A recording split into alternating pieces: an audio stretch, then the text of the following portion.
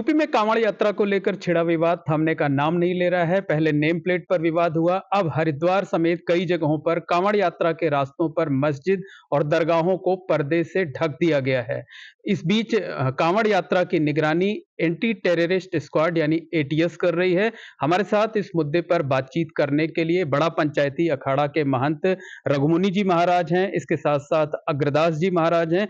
महाराज जी, सबसे पहले आपसे जानना चाहेंगे कि ये जो एक फैसला किया गया है, पहले नेम प्लेट को लेकर विवाद खड़ा किया गया, अब कांवड़ यात्रा के रास्ते में जो मस्जिद हैं, जो दरगाहें हैं, उन्हें कपड़ों से ढका जा रहा है, क्या ये उचित है? कृष्णं वंदे ही जगद्गुरुम, कृष्णं वंदे ही जगद्गुरुम, कृष्णं वंदे जगद्गुरुम। पहली बात यह है, जो श्रावण मास होते हैं हमारे हिंदू सनातन धर्म के लिए अति पवित्र मास माना जाते हैं। कावड़ यात्री तो है ही है, बहुत सारी परिवार वगैरह में घर में लहसुन प्याज तक नहीं बनते। तो पहली बात, मैं पूरी भारतवासियों को श्रावण मास के उपलक्ष्य में, कावड़ यात्रा के उपलक्ष्य में सबको बधाई देता हूँ, शुभकामनाएं देता हूँ। देवों के देव महादेव सबके ऊपर कृपा बना रखे, भारत भूमि के ऊपर कृपा बना के रखे, वो तो देवों के देव महादेव है। पहली बात है, जो कावड़ यात्रा है हमारी एक आस्था, एक श्रद्धा का पर्व है, एक अनुष्ठान है। जो कावड़ वाले आते हैं घर द्वार छोड़ के 15-20 दिन के लिए नंगे पांव माँ गंगा की जल लेके अपने अपने संकल्प कहीं की मन्नतें मांगते हैं, उसके लिए जाते हैं। पहली बात। दूसरी बात, ये जो बातें क्यों होती है, ये मस्जिद को ढाक दो, फलाने को ढाक दो, कहीं पर दशहरे की जुलूस में भी विवाद होती है, लेकिन जब उन लोग की त्योहार आते हैं, उनकी ताजिया वगैरह निकालते, तो हमारे हिंदू मंदिर के आगे को भी ढका जाते हैं। तो इसीलिए सब घटनाएं घटती है। लेकिन मेरा जो मत है, ये देश में एक दूसरे धर्म की सम्मान होनी चाहिए। हमारे भारत देश में पूरा हम लोग का विश्व हमारे कुटुंब, वासुदेवम कुटुंबम है, पूरा विश्व को हम लोग ने माना है। हमारे संत ऋषि मुनियों ने पूरी दुनिया को एक संदेश दिया है, साथ रहो, जोड़ के रहो, पर्व को एक उत्साह की तरह। जब आपके घर में कोई त्योहार है, हम लोग जाते हैं, हमारे पास त्योहार है तो आप लोग को बुलाते हैं। आप जैसे प्रयागराज में कुंभ मेला होने जा रहे हैं, तो कोई इस तरीके का जो विवाद खड़ा मैं किया बता जाता रहा है, पहले नेम प्लेट पर, अब धार्मिक स्थलों को ढका जा रहा है, मस्जिदों को, दरगाहों को, तो किसे लगता नहीं कि ये विवाद और वैमनस्यता और बढ़ेगी? मैं उसी बात पे आ रहा हूँ। जैसे प्रयागराज में कुंभ मेला होते हैं, कोई निमंत्रण नहीं देते हैं, लेकिन दुनिया से देखो लाखों नहीं, करोड़ों करोड़ों लोग आते हैं। कोई को सुविधा मिलते नहीं मिलते हैं, लेकिन यहाँ पर भोजन की कमी नहीं होती है। माँ गंगा अपने हर बच्चे को भरपेट भोजन देते, रहने की व्यवस्था देते, हमारी आस्था श्रद्धा है। आपकी बातों में मैं आता हूँ, जैसे उनके मस्जिदों के आगे पर्दा करना, ये करना, तो मैंने पहले ही कहा, जब उनकी ताजिया वगैरह निकालते तो हमारे मंदिर को भी कई बार ढका जाते हैं, उनके आगे भी पर्दा करी जाती है ना। उस समय मंदिर के आगे पर्दा करना ठीक है ना, आप मस्जिदों के आगे भी पर्दा करना ठीक है। इसको हिंदू मुसलमान सब मिलकर इस त्योहार को मनाना चाहे। और देखो, विवाद में शत्रुता बढ़ेगी, समाधान नहीं होगी। तो इसको मैंने पहले ही कहा, एक राष्ट्रीय पर्व की तरह मना चाहिए। ये हमारे राष्ट्रीय पर्व है, हिंदू सना। मतलब कांवड़ यात्रा जो 1 महीने की होती है, उसको राष्ट्रीय पर्व घोषित किया जाना चाहिए, ये मांग आप कर रहे हैं। देखो, पूरी भारत में मनाया जाते हैं। हरिद्वार से देखो कितने लोग, करोड़ों लोग, उधर बिहार बद्रीनाथ धाम से, मैं उड़ीसा गया हूँ, वहां पर बंगाल में, दक्षिण भारत में, ये तो पूरी भारतवर्ष में मनाए जाते हैं। और देवों के देव महादेव, वो तो सबकी है भाई।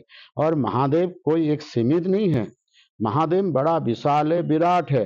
वो अंतरिक्ष में भी है, इस धरती में भी है, पाताल में भी है। मैं आगे कहना चाहता हूँ, ये जो हमारे धरती है, सूरज है, चांद है, महादेव के शरीर में एक बाल के रुए में समाये हुए। महादेव कोई सीमित नहीं है, महादेव को जानना तो बड़ा विराट है उनकी इस बारे अस्तित्व। में आप लोग कहीं मांग करेंगे? अभी तो संत मुख्यमंत्री हैं उत्तर प्रदेश में, केंद्र में मोदी जी की सरकार है कि कांवड़ यात्रा को राष्ट्रीय पर्व घोषित किया जाए। देखिए ये थोड़ी पॉलिटिक्स बयान हो जाएंगे। कावड़ यात्रा में जितने भी कावड़िए हैं, मोदी सरकार है, भारत सरकार है, उनको सुरक्षित जहां जहां पर गंतव्य स्थान पे मंदिर में जाते हैं उनको सुरक्षा मिलनी चाहिए। महंत अग्रदास जी भी हैं, इनसे भी बात कर लेते हैं। जैसा महंत रघुमुनि जी ने कहा, आपके सहयोगी भी हैं, कि कांवड़ यात्रा को राष्ट्रीय पर्व घोषित कर देना चाहिए। आप इनकी बात से सहमत हैं? और अगर राष्ट्रीय पर्व घोषित हो जाएगा तो ये किस तरीके से और महत्वपूर्ण हो जाएगी, किस तरीके से इसका महत्व और बढ़ जाएगा? राष्ट्रीय जब राष्ट्र की बात आता है तब तो जो है एक विशाल ऐसी जो है संदेश जाता ही है, लेकिन जब तक सरकार और हमारे प्रधानमंत्री जी यानी जो है सर्वोच्च न्यायालय से जो इसको जो है पारित नहीं करते हैं, तब तक इसको जो है मान्यता हम तो दे नहीं सकते हैं। हम सहयोग के लिए या तो जो है बोल के ही कुछ कर सकते हैं, लेकिन वो बोलने से तो इतना कुछ नहीं होगा।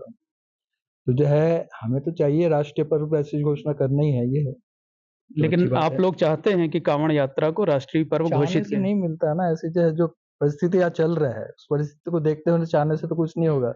रोज कुछ ना कुछ विवाद लगा ही हुआ है, तो लेकिन कहाँ मांग से तो है, इच्छा तो है संतों की। हाँ, अपने तो चाहते ही है जिसको घोषणा करे फिर राष्ट्रीय पर्व की इतनी विशाल ऐसी जो है सारी ऐसी जो है व्यवस्था करके सब निकलते हैं, उसमें कितनी कठिनाइयां आता है, कितनी ऐसी जो सहनशीलता उनकी है ये है। तो कहाँ उठा के जो है समुद्र हिमाचल, कहाँ ऐसी जो है अपने हिमाचल है, कहाँ उत्तराखंड है, कहाँ से ऐसे दक्षिण भारत तक जाते हैं। तो तो इतनी कठिन तपस्या है ये है। उसका क्या फ़ायदा होगा? किस तरीके से इसका महत्व कांवड़ यात्रा का और बढ़ जाएगा अगर ये राष्ट्रीय पर्व घोषित हो जाएगा तो? नहीं, राष्ट्रीय पर्व होने तो जो उसका तो जो है आयोजन भी उस तरह से होना है, उसके आयोजन भी उस तरह से होना है, तो जो विशाल होना ही है फिर उसका स्वरूप भी विशाल होना ही है, तो भव्य होना ही है। जैसे आपके जो अयोध्या जी के जो है 500 बरस के बाद इतनी आलोकता, उनकी इतनी जो भव्यता ऐसी जो हुआ है, वो कांवड़ यात्रा की भी उस तरह से विशाल ऐसी सब कुछ हो ही जाएगा फिर। तो बिल्कुल, जो पंचायती अखाड़े के महंत लोग हैं, वो कांवड़ यात्रा को राष्ट्रीय पर्व घोषित करने की मांग कर रहे हैं। महाराज जी, कई जगहों पर कांवड़ यात्रा के दौरान उपद्रव हुआ, हंगामा हुआ।